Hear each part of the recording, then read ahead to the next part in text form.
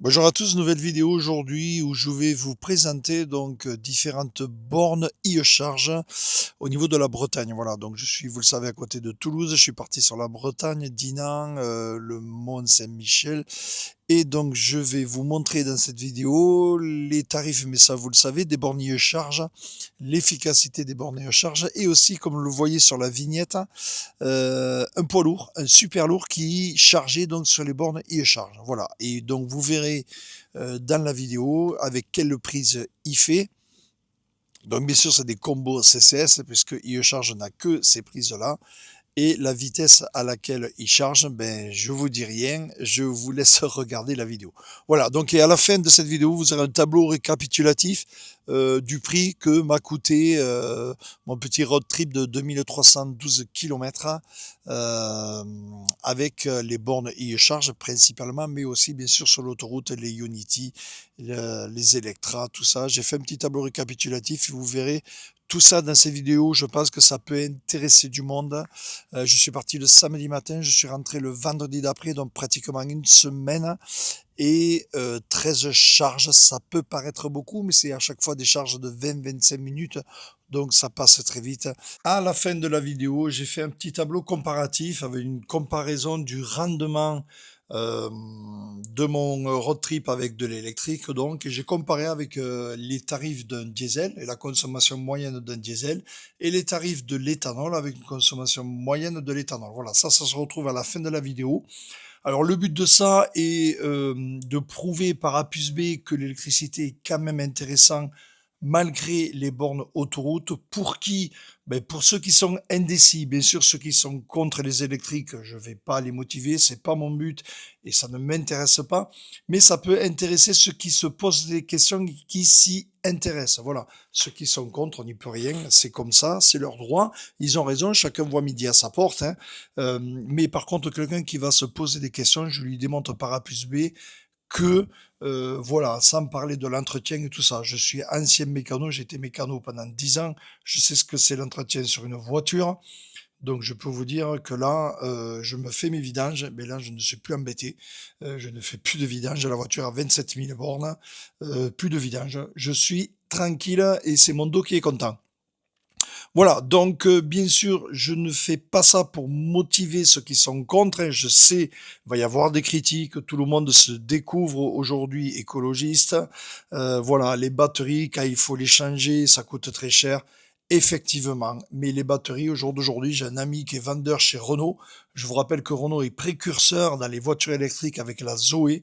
Il a des voitures qui ont, je crois qu'elle est sortie il y a 11 ans de ça déjà, hein, et il n'a toujours jamais changé de batterie. Effectivement, les batteries arrivent à avoir des problèmes sur des modules, ils arrivent à isoler les modules, mais toujours pas de batterie changée sur une Zoé. Donc voilà, après ce que disaient les journalistes, c'est une chose. Voilà ce qu'il fallait dire.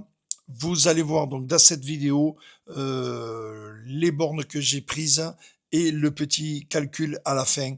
Voilà, bonne visio. Mais voilà, je n'en dis pas plus, je vous laisse découvrir cette vidéo. On se retrouve très bientôt. Merci. Borne e-charge en pleine campagne, comme vous pouvez le voir. Voilà, 30 centimes, super intéressant, mais en pleine campagne, donc tranquille au milieu des champs. Voilà. J'ai presque fini. Je suis à 79.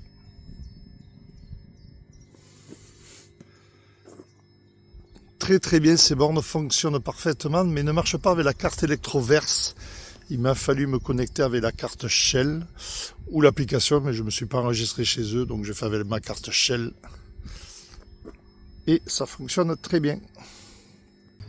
Une autre borne e-charge à Quévert, à côté de Dinan, donc en Bretagne. Hein. Voilà, donc toujours pareil en pleine campagne, mais vous voyez, on est à côté d'un gros transfo.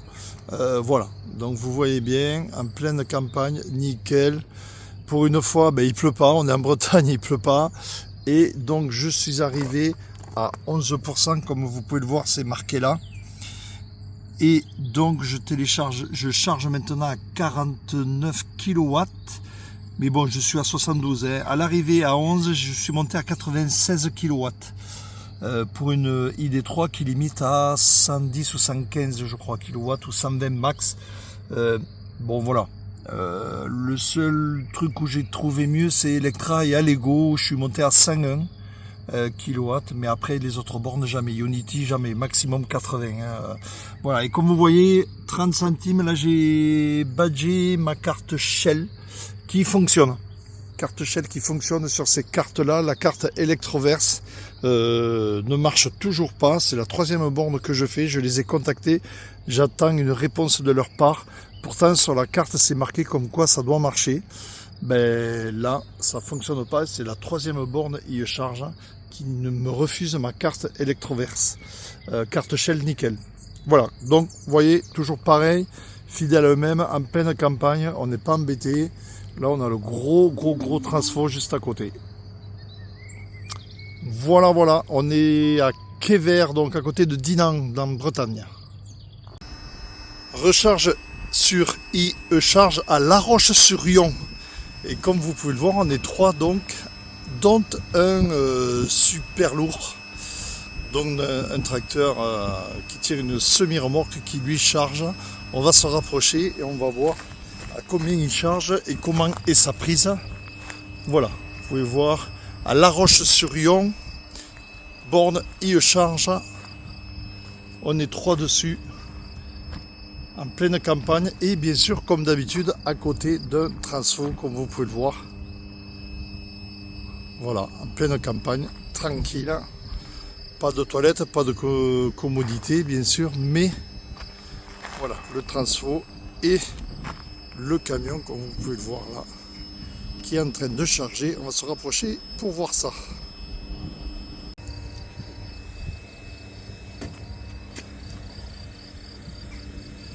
À nouveau sur e-charge, donc là pour le coup toujours pareil en pleine campagne et vous pouvez voir un camion qui charge.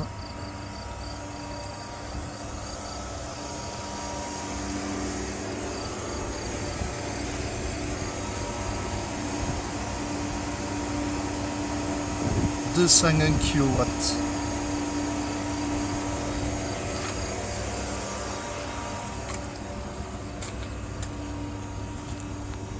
Branché pareil avec un CCS. Voilà, on fait la pub pour le transporteur.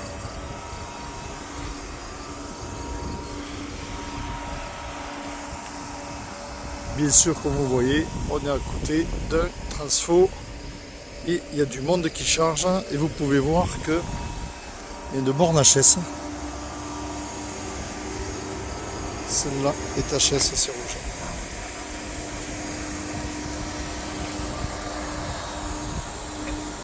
Alors quand on dit qu'il faut charger le plus vide possible, c'est vrai. Donc j'étais à 91 kg au démarrage, je suis arrivé à 16% comme vous le voyez. Regardez, là je vais la monter à 100% parce que ma destination je vais arriver juste, donc il me la faut à 100%. Et vous voyez, je charge à 23-24 kg quoi. 24 kW, donc voilà. Et là j'ai un plein pour 14 €, j'aurai mon plein. Mais vous voyez que faut arriver une borne à 20%. Là je suis arrivé à 16 et je suis monté direct à 91 kg. Voilà, et là je suis plus qu'à 24 kW à 96%. Donc là effectivement ça rame, mais bon, il faut que j'aille jusqu'au bout. Là je suis retourné donc sur le camion. Voilà, 1 heure de charge pile à l'instant, vous voyez, à 201 kW toujours. Et il est à 73%. Et par contre il y en a pour 60 €. Donc il va faire son plein. Voilà, pour 80 €, un truc comme ça, il fera son plein. Par contre, j'ai pas eu le temps de discuter avec le chauffeur, il est parti pour savoir l'autonomie qu'il avait. Dommage. Je le verrai pas parce que moi je vais avoir fini de charger. Mais voilà, ça vous donne une idée pour ceux qui veulent calculer. Voilà, 1 heure de charge à 201 kW. Depuis tout à l'heure, il est à cette vitesse-là, il va pas plus vite. 60 € et il est à 73, il a pris 48%. Il est arrivé avec 25%. Voilà. Alors oui, je sais, j'aurais dû m'arrêter à 80 et me recharger plus loin sur une Ionity par exemple, hein. Il y a un problème de tarif aussi, hein, vous le savez, hein. Les charges sont à 30 centimes, les Ionity sur mon autoroute là dans le sud, elles sont à 59 centimes. Donc là je charge à 100% et de là je vais directement à ma destination. J'aurais pu effectivement gagner un peu de temps, mais pas tant que ça, en m'arrêtant plus tôt et en allant chez Unity sur l'autoroute. Mais bon, le tarif n'a rien à voir, c'est presque le simple double. 30 centimes là et 59 centimes les bornes Unity sur autoroute. Voilà donc maintenant le plus intéressant, le petit récapitulatif de mes vacances. Je suis parti le samedi matin. Je suis d'à côté de Toulouse vers Dinan, la Bretagne. J'ai fait un petit tour, le Mont Saint-Michel bien sûr. Et donc voilà, quelques kilomètres. Donc je suis parti avec 25 276 kilomètres comme vous le voyez. Et au retour, une semaine après, je suis rentré avec 27 588 kilomètres, soit un total de 2312 kilomètres.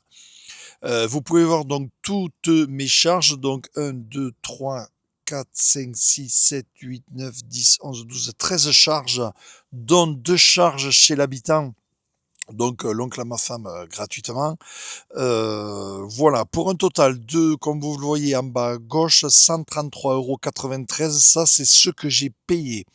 Dans le carré vert en bas des calculs, ça, c'est les calculs de ce que j'aurais dû payer suivant le kilowatt, suivant le tarif au kilowatt, sans les taxes. Donc 131,59 €. Donc à mon avis, il y a plus de taxes que ça, mais bon voilà, je sais pas de quoi ça vient, mais voilà. Ce que j'aurais dû payer 19 kilowatts à 0,56, ça aurait dû faire à 10,74 € et j'ai payé 10,72 €. Donc il y a des trucs pas trop logiques au niveau des calculs.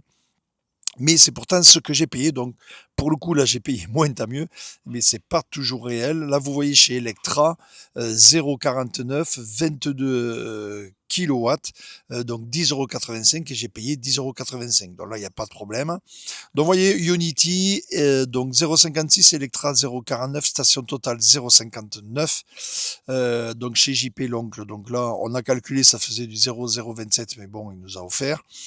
Allego 0,55, Electra 0,49, iCharge 0,30 bien sûr, iCharge 0,30, Brefcart 0,38, ça c'est une petite borne 22 kg qu'on a trouvé, on est allé dans un petit village en bord de mer, on y a passé la journée, on est arrivé à 10 heures, on est parti à 15 heures, on a profité pour laisser la voiture tranquille et chargée. Donc bien sûr ça a pris du temps, mais on s'en foutait puisqu'on s'est promené, on a mangé sur place. Voilà, Brefcart à 0,38. PowerDot 0,53, EasyVia 0,50, iCharge 0,30 et donc chez JP au retour et après on est rentré à la maison. Voilà. Donc pour un total de 7h18 de charge sur 7 jours, hein, quand même. Hein. Donc bon, effectivement c'est beaucoup, mais on peut voir que j'ai eu un total de 133 € de carburant électrique entre guillemets pour faire mes 2312 kilomètres. Donc c'est quand même relativement intéressant. Ma voiture elle a 27 000 kilomètres au niveau entretien. Ben rien du tout. Les plaquettes, j'ai pas touché, c'est normal. Les pneus non plus, c'est normal. Mais 27 000 kilomètres, j'aurais dû faire une vidange à 20 000. Ben, bien sûr, pas de vidange, donc tout va bien. Zéro entretien sur cette voiture électrique. Je vous rappelle, c'est une ID3. Donc voilà, à vous d'en tirer des conclusions. Voilà, c'est juste pour info. Vous avez vu notamment dans la charge du camion et du tracteur super lourd d'un 38 tonnes. Hein. Donc voilà, ça marche avec des bornes CCS comme chez nous. Mais par contre, ça charge beaucoup plus rapidement. On est à 201 kg. Moi, l'idée 3, elle bride à 120 et j'y suis jamais arrivé. Le max que j'ai fait, c'est 101, quand j'étais vraiment à plat à 4%. Voilà ce qu'il fallait dire. C'est juste comme ça pour vous montrer un petit peu mon trajet, les bornes e-charge qui sont vraiment très bien, qui marchent bien sûr avec l'application. Je ne suis pas enregistré, donc j'ai fait avec la carte Shell qui est au même tarif à 0,30, il n'y a pas de problème. Voilà, la carte électroverse, comme je vous l'ai dit, ne marche pas encore. Je les ai contactés, j'attends toujours une réponse. Donc là, on va faire un petit calcul savant, en expliquant, donc en démontrant exactement la différence entre, sur un trajet comme ça, bien sûr, hein, sur un trajet avec une recharge sur autoroute, on est d'accord, où les tarifs ne sont pas les mêmes, sont beaucoup plus forts que les recharges à la maison. Je tiens à le préciser, je vais le préciser tout au long de cette démo. Voilà, donc on va faire un calcul pour un rendement environ aux 100 km. Donc on a la formule là, donc 133,93, ça c'est le total que j'ai payé pour les 2312 km, donc divisé par 2312, on aura le coût au kilomètre, et on divise par 100, ce qui fait 5,79 € au 100 km, je vous rappelle, sur des bornes autoroute, hein, avec une moyenne de, bon là j'ai 56, 49, 59, 55, 49, vous voyez, donc à la maison on est plutôt près des 28 centimes, voire 16 centimes en heure creuse, hein, donc ça n'a rien à voir, je vous rappelle, c'est parcours autoroute quand on part en voyage, c'est pas pour le travail de tous les jours. Donc là, c'est le rendement pour lorsque l'on part en voyage, et j'ai un rendement de 5,79 € au 100 km. Alors, j'ai pris le prix du gasoil donné par Gasoil Now, là, une application sur Android, qui me dit donc chez Leclerc, hors autoroute, là aussi, le gasoil à l'heure où je vous parle, où je fais la vidéo, est à 1,679 € chez moi à Leclerc, donc vraiment le moins cher de ma ville, hein. Il a ce prix-là, hors autoroute, je vous rappelle. Donc pour une VL qui ferait 5 litres, on est plutôt près des 6 litres au 100, je pense, mais je prends au minimum pour une VL qui ferait 5 litres 100, ça ferait donc 1,679 € multiplié par 5, ce qui nous sortirait 8,39 € au 100 km. Donc on peut voir déjà qu'avec un gasoil, on est largement au-dessus. On est à 5,79 € au 100 avec les bornes autoroute. Je vous rappelle, si vous faites le plein à la maison, ça sera beaucoup moins. J'ai une moyenne de 0, on va dire 0,45. À la maison, je suis à 0,16 en heure creuse, hein. Donc, vous voyez, ça n'a rien à voir. Mais là, je parle vraiment pour le cas où on part en voyage, où on fait le plein sur autoroute, les bornes autoroute, hein, et je compare, je suis gentil, avec les bornes Leclerc hors autoroute. En autoroute, on est plutôt à 2 €. Mais je n'en tiens pas compte, tant pis pour moi. Mais on peut voir que malgré tout, avec une voiture électrique, on est plus rentable. On va parler de l'éthanol. Donc l'éthanol, pareil, je pars sur une base de 5 litres 100, alors qu'on sait qu'une voiture éthanol a moins de rendement. Donc sur le rendement, en réalité, ça consommerait plus, mais c'est pas grave. Je reste sur mon rendement à 5 litres 100 à 0,79. On est à 3,99 € au 100. Donc effectivement, dans ce cas-là, et seulement dans ce cas-là, l'éthanol serait plus intéressant. Mais attention, pareil, je parle de la station Leclerc chez moi, je ne parle pas sur autoroute. Et aussi, le problème, c'est que de l'éthanol, on n'en trouve pas partout. Mais peu importe. Donc, sur une voiture qui consommerait 5 litres 100, on serait à 3,99 € au 100 km. En sachant que, je rappelle, un éthanol, ça consommerait plus. Donc, je me base sur une 7 litres 100.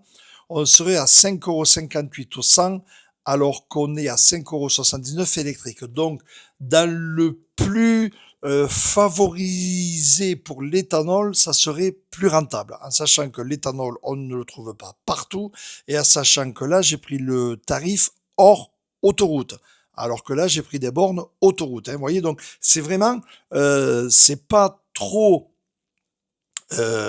égal dans les recherches, mais j'ai fait exprès pour vous faire voir que quand même, même en voyage, l'électricité est plus rentable. Alors effectivement, vous allez me dire que effectivement, on a 7 heures de charge sur 6 jours de route. Effectivement, mais bon, quand on est en vacances, on n'est pas à 22, 25, 22 minutes, 19 minutes, 36 minutes, 35 minutes. On n'est pas à ça près où là, vous voyez, bref, carte, 195 minutes, et j'ai laissé la voiture branchée sur une borne 22 kilos. Je me suis promené sur la plage, j'ai mangé sur place et je suis reparti, et la voiture était chargée pour 0,38 centimes. Donc, vous voyez, donc voilà, tout ça, bien sûr, faut l'étudier. Grâce aux applications ChargeMap, on arrive à avoir des tarifs. L'application ChargePrice aussi est très intéressante pour vraiment avoir les tarifs suivant les marques des cartes et des fournisseurs. Voilà, donc on peut voir que sur voyage long trajet en prenant les bornes autoroute, on arrive quand même à s'en sortir. On arrive quand même à s'en sortir. Voilà, donc vous pouvez voir hein, après, mais sur 8,39 € au 100, multiplié par 2300 km, et vous comparez la différence et vous verrez que ça sera largement au-dessus. Mais là, je vous rappelle encore que c'est sur les bornes autoroute, ce n'est pas à la maison en heure creuse ou le tarif bleu, pour ceux qui sont en tarif bleu, c'est encore plus préférentiel en journée. Donc voilà, donc on peut voir que effectivement, qu'on le veuille ou non, et je parle pas de l'entretien, bien sûr, zéro entretien. Ma voiture a 27 000 km, aucune vidange, hein, alors que sur un thermique, on a les vidanges à faire tous les 20 000, plus filtre à huile. Voilà, donc plus récupérer l'huile, jeter l'huile, mettre de l'huile neuve. Là, zéro entretien, zéro vidange. Donc bien sûr, on n'en parle pas, mais faut y penser aussi. Voilà, donc vous voyez que même sur un trajet longue distance sur autoroute, on arrive quand même à avoir une petite rentabilité. Voilà ce qu'il fallait dire, je tenais à le préciser. Voilà, donc c'était juste pour vous détailler. Vous avez le tableau à gauche de toutes les bornes que j'ai prises le long de mon petit road trip de 2300 bornes. À droite, je me suis permis de faire un petit tableau, un petit calcul très rapide, histoire de voir que, bon, ben finalement, on est pas mal en électrique. Voilà, merci.